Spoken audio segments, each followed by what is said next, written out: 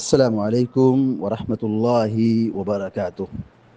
الحمد لله رب العالمين والعاقبة للمتقين والصلاة والسلام على أشرف الأنبياء والمرسلين نبينا محمد وعلى آله وصحبه أجمعين ومن تبعهم بإحسان إلى يوم الدين. أما بعد، فعن جابر رضي الله تعالى عنه قال قال رسول الله صلى الله عليه وسلم: من خاف ألا يقوم من آخر الليل فليؤتر أوله ومن طمع أن يقوم آخره فليؤتر آخر الليل فإن صلاة آخر الليل مشهودة وذلك أفضل. رواہ مسلم. بلوغ المرام من ادلۃ الاحکام کی حدیث نمبر 308 ابھی آپ کے سامنے پڑھی گئی ہے. حدیث کے راوی مشہور صحابی سیدنا جابر بن عبداللہ رضی اللہ تعالیٰ عنہما ہیں. وہ بیان کرتے ہیں کہ اللہ کے رسول صلی اللہ علیہ وسلم نے فرمایا: من خاف الا یقوم من آخر اللیل فلیؤتر اولہ. من خاف، خاف یا خافوک میں ہوتا ہے خوف کھانا، ڈرنا. من خاف جو ڈرے، جسے خطرہ ہو، خوف ہو، اندیشہ ہو. الا یقوم من آخر اللیل، الا یقوم ان کے معنی ہوتا ہے یہ کہ، اور یہ فعل مضارع کو نصب دیتا ہے. ان کے آنے سے فعل مضارع کیا ہوگا؟ منصوب ہوگا. جیسے یقوم، الا یقوم اصل میں کیا ہے؟ یقومو ہے، قام یقوم، لیکن ان حرف ناصب ہے، اس کے آنے کی وجہ سے فعل مضارع منصوب ہو جاتا ہے. الا یقوم، میم پہ زبر. قام یقوم قیام کرنا، قام یقوم کھڑا ہونا، قیام کرنا. مراد ہے تہجد پڑھنا، قیام اللیل کرنا. من خاف الا یقوم، جس کو یہ خطرہ ہو، خوف ہو، اندیشہ ہو، ڈر ہو کہ الا یقوم من آخر اللیل، کہ وہ رات کے آخری پہر میں نہیں قیام کر سکے گا. لا یقوم قیام نہیں کر سکے گا. من آخر اللیل، آخر اللیل رات کے آخری حصے میں، یعنی فجر سے پہلے کا وقت، فجر سے گھنٹہ دو گھنٹہ پہلے کا وقت. فلیؤتر اولہ، فلیؤتر اولہ. اوتر یوتر سے امر غائب ہے. فلیوتر چاہیے کہ وتر پڑھے. اولہ، اول مانے اول، یعنی رات کے پہلے حصے میں. من خاف الا یقوم من آخر اللیل فلیوتر اولہ. جس کسی کو یہ خوف ہو، اندیشہ ہو، خطرہ ہو، ڈر ہو کہ وہ رات کے آخری حصے میں قیام نہیں کر سکے گا، یعنی بیدار نہیں ہو سکتا ہے، جاگ نہیں سکتا ہے، وہ سوئے گا تو فجر میں اٹھے گا، نیند نہیں کھلے گی. الا یقوم من آخر اللیل، کہ وہ رات کے آخری حصے میں نہیں اٹھ سکے گا، قیام نہیں کر سکے گا. فلیوتر اولہ، تو اسے چاہیے کہ رات کے پہلے حصے میں وتر پڑھ لے، یعنی عشاء کے بعد وہ وتر پڑھ لے. ومن طمع ان یقوم آخرہ فلیؤتر آخر اللیل.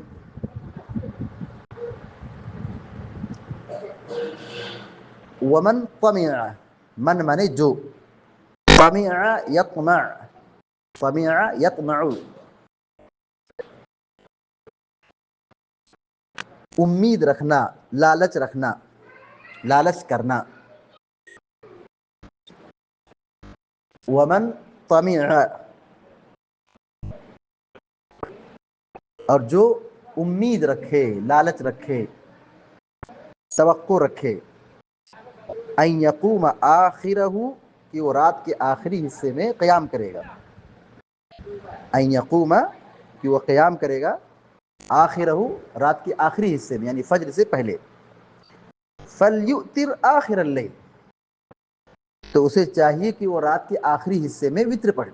چاہیے کہ وہ وتر پڑھے کب؟ رات کے آخری حصے میں. فإن صلاة آخر الليل مشهودہ،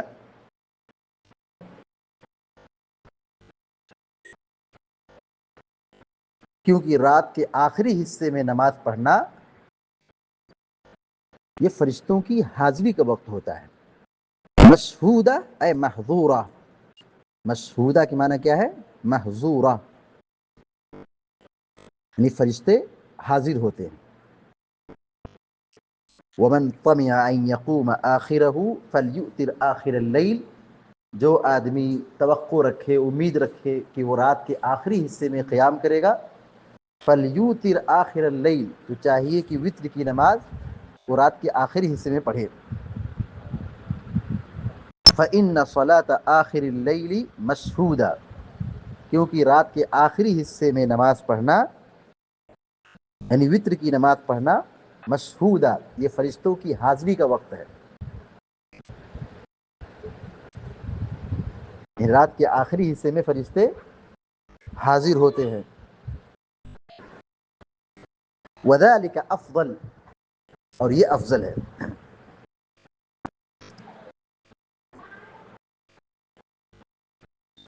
رواہ مسلم، امام مسلم رحمہ اللہ نے اس حدیث کو بیان کیا ہے. حدیث کا ترجمہ دوبارہ دیکھ لیجیے.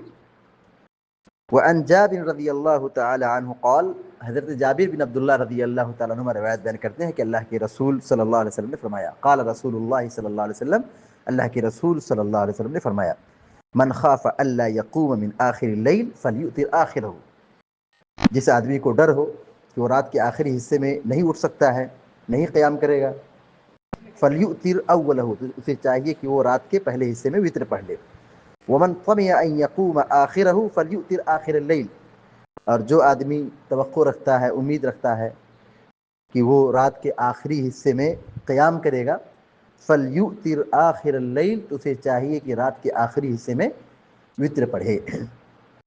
فإن صلاة آخر اللیل مشہودہ، کیونکہ رات کے آخری حصے میں نماز پڑھنا یعنی وتر پڑھنا، قیام کرنا، یہ فرشتوں کی حاضری کا وقت ہوتا ہے. مشہودۃ کے معنی کیا ہوتا ہے؟ گواہی دی ہوئی. مشہودۃ کے معنی کیا ہوا؟ گواہی دی ہوئی. لیکن یہاں معنی کیا ہے؟ فرشتوں کا حاضر ہونا، فرشتوں کی حاضری.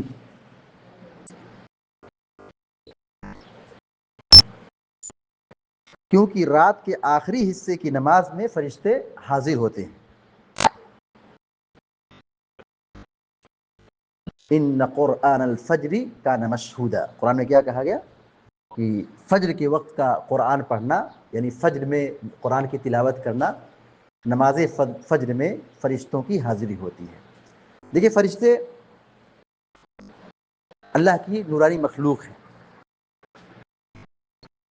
اور اللہ رب العالمین نے انسانوں کے اعمال کو نوٹ کرنے کے لیے، گواہی دینے کے لیے، یا انسانوں کی حفاظت کے لیے اللہ رب العالمین نے فرشتوں کو پیدا کیا. اور بہت سارے مقاصد ہیں، بہت سارے امور ہیں، اللہ تعالیٰ نے فرشتوں کو پیدا کیا ہے. تو فرشتوں کی ایک ڈیوٹی ہے. کیا ڈیوٹی ہے؟ کہ صبح و شام فرشتے یہاں مسجدوں میں حاضری دیتے ہیں. صبح و شام فرشتے مسجدوں میں حاضری دیتے ہیں. صبح کے فرشتے کب آتے ہیں؟ صبح کے فرشتے اور رات کے فرشتے، یہ دونوں کی ڈیوٹی تبدیل ہوتی ہے. دن کے فرشتے فجر کی نماز میں آتے ہیں اور عصر کی نماز میں چلے جاتے ہیں. پھر رات کے فرشتے آتے ہیں، یہ رات کے فرشتے عصر کی نماز میں آتے ہیں اور پھر وہ فجر میں چلے جاتے ہیں. دونوں فرشتوں کی ملاقات اسی فجر اور عصر کی نماز میں ہوتی ہے. دونوں فرشتوں کی یعنی ڈیوٹیاں جو تبدیل ہوتی ہے، بدلتی ہے، یہ فجر اور عصر کی نماز میں فرشتوں کی ملاقات ہوتی ہے.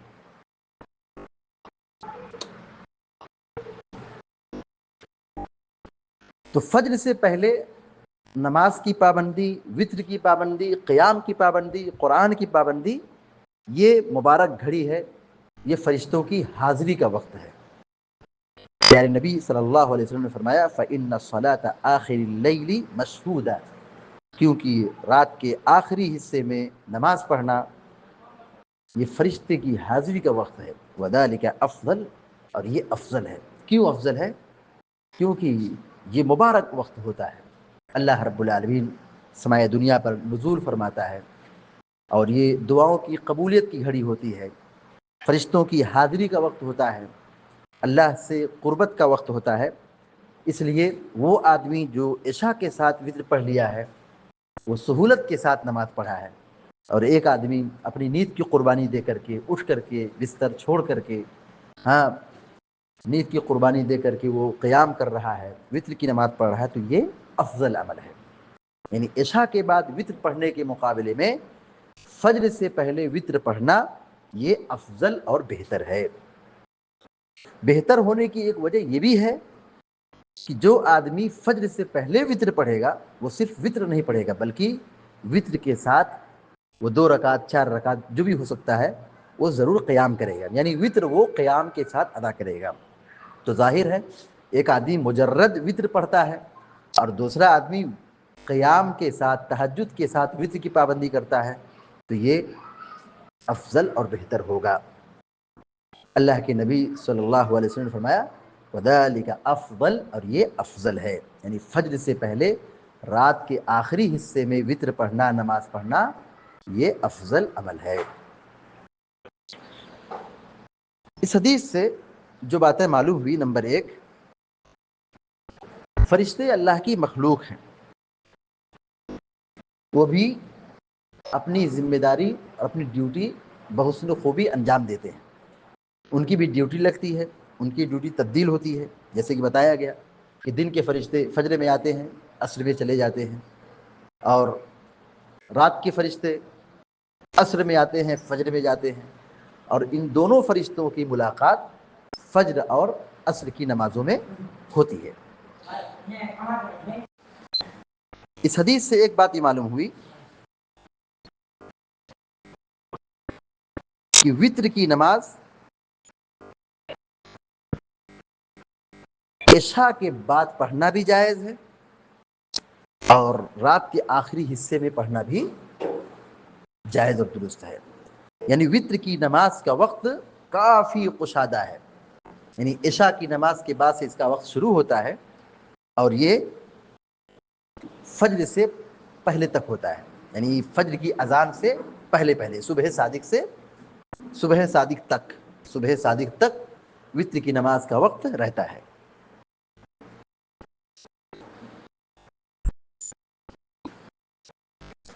اس حدیث سے ایک مسئلہ یہ بھی معلوم ہوا کہ رات کے آخری حصے میں وطر کی نماز پڑھنا یہ افضل عمل ہے۔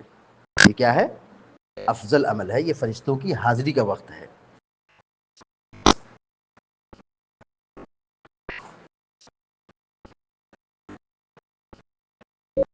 اس حدیث سے ایک بات یہ بھی معلوم ہوئی،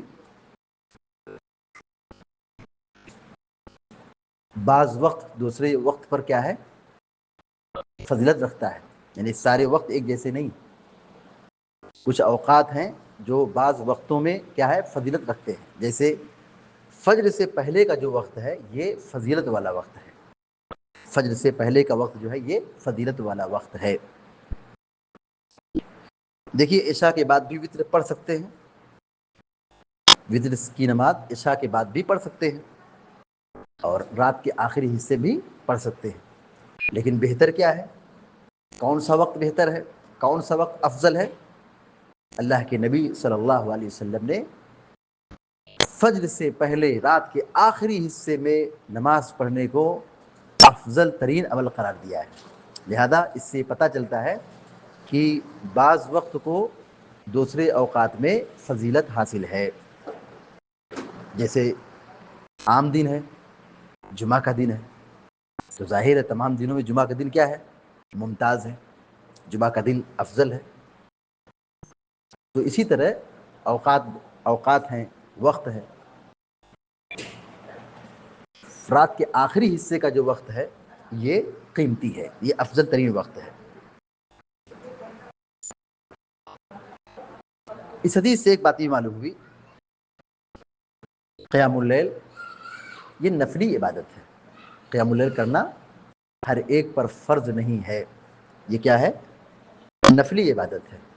حدیث میں کیا کہا گیا؟ جو قیام نہیں کر سکتا ہے، جو قیام نہیں کرے گا، کیا سنت ہے؟ وہ عشاء کے بعد وطر پڑھ لے. اور جو قیام کرے گا وہ فجر سے پہلے جب بیدار ہوتا ہے قیام کے لیے تو قیام کرے، پھر وطر پڑھے. اس سے پتہ چلتا ہے کہ قیام اللیل یہ واجبی عمل نہیں ہے، بلکہ یہ کیا ہے؟ نفلی عبادت ہے. اللہ تعالیٰ سے دعا ہے کہ اللہ تعالیٰ ہم سب کو، آپ سب کو علم نافع اور عمل صالح کی توفیق عطا فرمائے. آمین یا رب العالمین. وصلی اللہ علی نبینا محمد وسلم تسلیما کثیرا. السلام علیکم و رحمۃ اللہ وبرکاتہ.